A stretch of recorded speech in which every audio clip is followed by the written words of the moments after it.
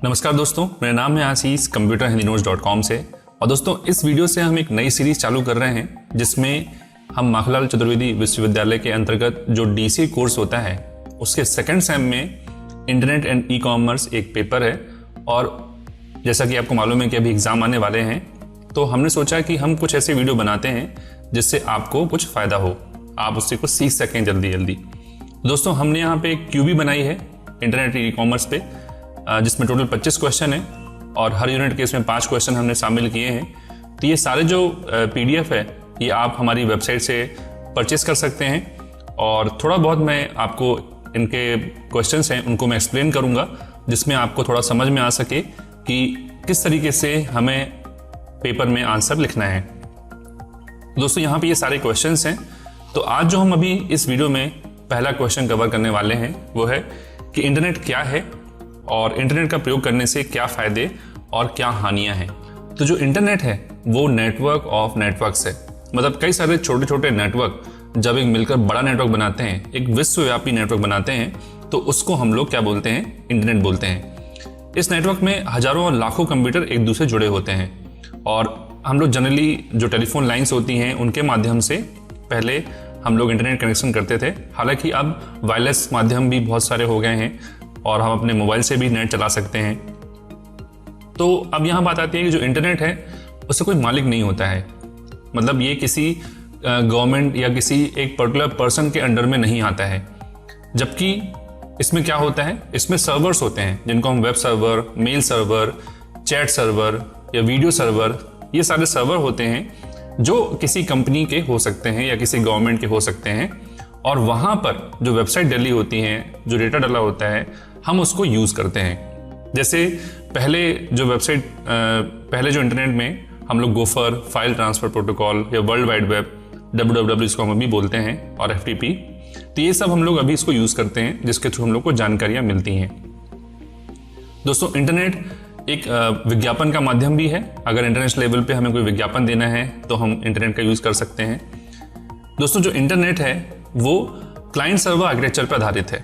इसका क्या मतलब होता है, आपको मालूम ही होगा कि जैसे मैंने आपको बताया कि जो वेब सर्वर है तो वहाँ से जो वेबसाइट है वो हम लोग ब्राउज कर पाते हैं क्लाइंट पे। क्लाइंट मतलब हम लोग। तो जो क्लाइंट सर्वर का जो आर्किटेक्चर है ये फॉलो होता है इंटरनेट पे, कि मतलब यहाँ पर कई सारे क्लाइंट्स होते हैं, एक सर्वर होता है और हम लोग डेटा सर्वर का निकाल के देख पाते हैं। जिस कंप्यूटर में डेटा स्टोर है और जो हमें उस डेटा को ब्राउज करने की फैसिलिटी दे रहा है उसको हम सर्वर बोल सकते हैं।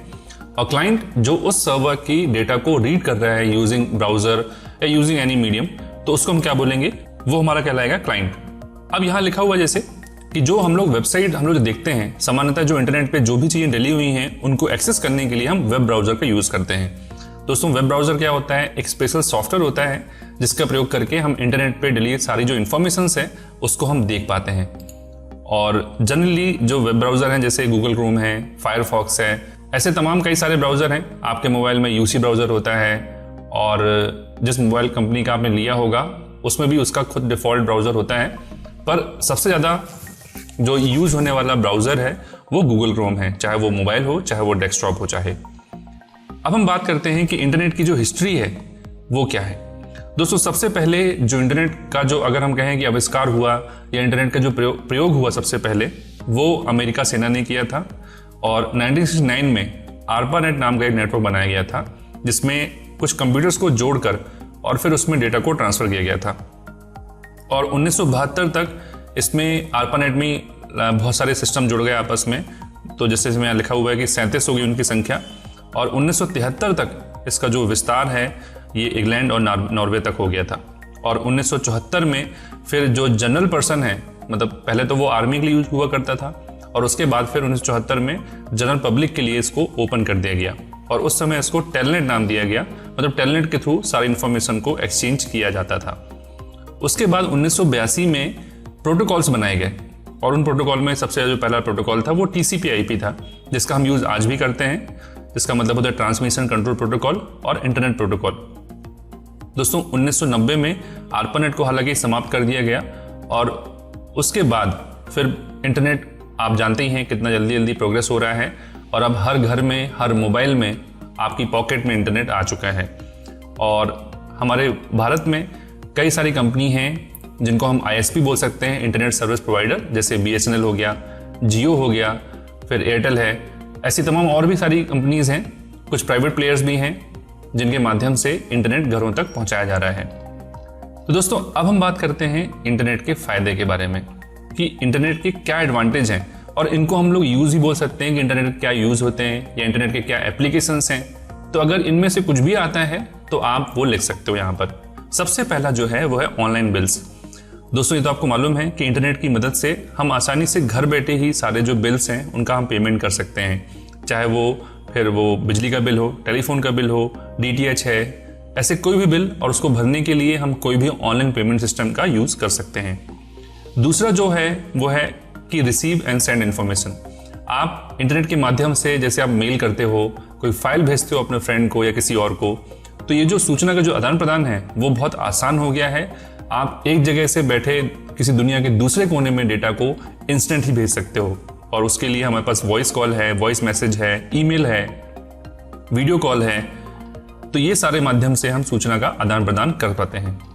उसके बाद जो तीसरा है वो है ऑनलाइन ऑफिस। दोस्तों ऐसी कई सारी बड़ी कंपनियां हैं जिनमें जो एम्प्लॉई हैं वो अपने घर बैठे ही काम कर लेते हैं, क्योंकि वहाँ पे सारा जो उनका ऑफिस का वर्क है वो पूरा ऑनलाइन है। जैसे रिपोर्टिंग करना है, डेटा को इंटरप्रेट करना है, डेटा को किसी दूसरे एम्प्लॉय को भेजना है, ये सारे काम करने के लिए अब ऑफिस जाने की जरूरत नहीं पड़ती है। और ऐसी कई सारी कंपनीज हैं, और इसका सबसे अच्छा एग्जाम्पल ये भी है, जैसे मैं आपको यहाँ पे एक पढ़ा रहा हूँ तो क्लास जो है वो अब ऑनलाइन हो गई है ना। तो ये सारे ऑनलाइन ऑफिस में अंतर्गत आ जाते हैं।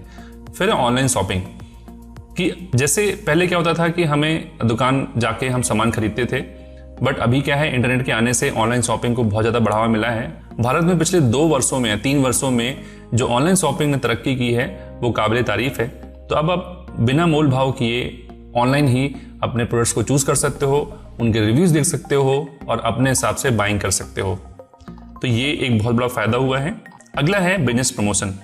जैसा कि हम जानते हैं कि इंटरनेट अब घर घर में पहुंच चुका है, तो अगर हमें इसके माध्यम से अपने व्यापार को, अपने बिजनेस को या हमारी जो सर्विसेज हैं उनको अगर लोगों तक पहुंचाना है तो इंटरनेट एक अच्छा माध्यम बन गया है। जैसे आपने देखा होगा justdial.com वेबसाइट है जिसके माध्यम से सारे जो बिजनेस हैं उनकी जानकारी ऑनलाइन अवेलेबल हो चुकी है, और अगर आपको कुछ भी ढूंढना है आप उसमें जब सर्च करते हो तो आपको सारी जानकारी मिल जाती है।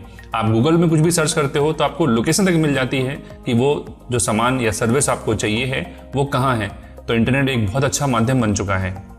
आपको किसी जॉब के बारे में पता करना है, किसी कंपनी के बारे में जानकारी चाहिए है, या आपको अप्लाई करना है उस कंपनी में, तो ये सारे काम अब आप ऑनलाइन कर सकते हो। आप ईमेल आईडी निकाल सकते हो उस कंपनीज की, उनकी वेबसाइट से, और उनको फिर मेल भेज सकते हो। आप उनकी रिक्वायरमेंट भी उनकी वेबसाइट से देख सकते हो। तो ऐसे तमाम कई सारे फायदे हैं जिसका यूज करके आप जॉब भी पा सकते हो। फिर है फ्रीलांसिंग। फ्रीलांसिंग का मतलब होता है कि आप घर बैठे देश विदेश में जो एम्प्लॉयर हैं उनके लिए काम कर सकते हो। मान लीजिए आप किसी चीज़ में निपुण हो, मान लीजिए मुझे HTML या जावास्क्रिप्ट आती है, तो आप HTML जावास्क्रिप्ट का जो काम अगर जर्मनी में किसी पर्सन को कराना है तो वो आप कर सकते हो। तो ऐसी तमाम वेबसाइट हैं, जैसे freelancer.com एक वेबसाइट है जहाँ पर आप रजिस्टर करके वहाँ पे आप क्वालिफिकेशन एग्जाम देके और फिर वहाँ पे बिडिंग करके आप कई सारे जो वर्क हैं या जॉब हैं वो ले सकते हैं। दोस्तों इसमें आखिरी है हमारा जो फायदा है वो है मनोरंजन, कि अब जैसे अगर आप कहीं बैठे हैं अकेले और आप बोर हो रहे हैं तो मनोरंजन का साधन ये बहुत अच्छा बन चुका है। यूट्यूब है, टिकटॉक बहुत फेमस है अभी इस समय। तो आप ऑनलाइन फिल्म स्ट्रीमिंग भी कर सकते हो, अमेजॉन प्राइम, नेटफ्लिक्स, ऐसे तमाम कई सारे हमारे पास विकल्प हैं जिनसे हम अपने आप को बिजी रख सकते हैं, अपने आप का मनोरंजन कर सकते हैं। दोस्तों ये सारे तो रहे हमारे फायदे। अब हम बात करते हैं कि इंटरनेट से क्या क्या हानियां हैं। दोस्तों जैसे बोला जाता है ना कि किसी भी चीज़ के 2 पहलू होते हैं, तो इंटरनेट के भी 2 पहलू हैं। सबसे पहली चीज़ तो समय की बर्बादी। जैसे मुझे याद है कि मेरे एक फ्रेंड ने बोला कि YouTube में हम शुरुआत कहीं और से करते हैं, ख़त्म कहीं और पे होता है। मतलब जब हम YouTube चालू करते हैं या इंटरनेट हम चालू करते हैं तो जिस पर्पस के लिए हमने चालू किया था उससे हम विमुख हो जाते हैं और हम पता नहीं क्या क्या खोल लेते हैं। तो इंटरनेट में समय की बर्बादी बहुत ज़्यादा होती है, क्योंकि इसमें बहुत सारी जानकारियाँ रहती हैं और हम बहुत सारे जब हम कोई वेबसाइट खोल रहे होते हैं वहाँ पे हमको कोई ऐड दिख जाता है, हम उस ऐड पे क्लिक कर देते हैं, कोई दूसरी वेबसाइट खुल जाती है, फिर हम कहीं और पहुँच जाते हैं। तो थोड़ी सी समय की बर्बादी होती है। दोस्तों जो सेकंड जो डिसएडवांटेज है वो है इंटरनेट फ्री नहीं है। वैसे तो अभी जो इंटरनेट के रेट्स हैं वो बहुत कम हो चुके हैं, बट फिर भी जो आम जनता है या जो जैसे हम सब जानते हैं कि हमारे यहाँ पे जो 70% आबादी है वो गांव में है, तो उस आबादी के पास अभी इंटरनेट सर्वव्यापक तरीके से नहीं पहुंच पाया है, जिससे वो सारी फैसिलिटीज़ जो इंटरनेट पे अवेलेबल हैं उनका वो यूज़ नहीं कर पाते हैं।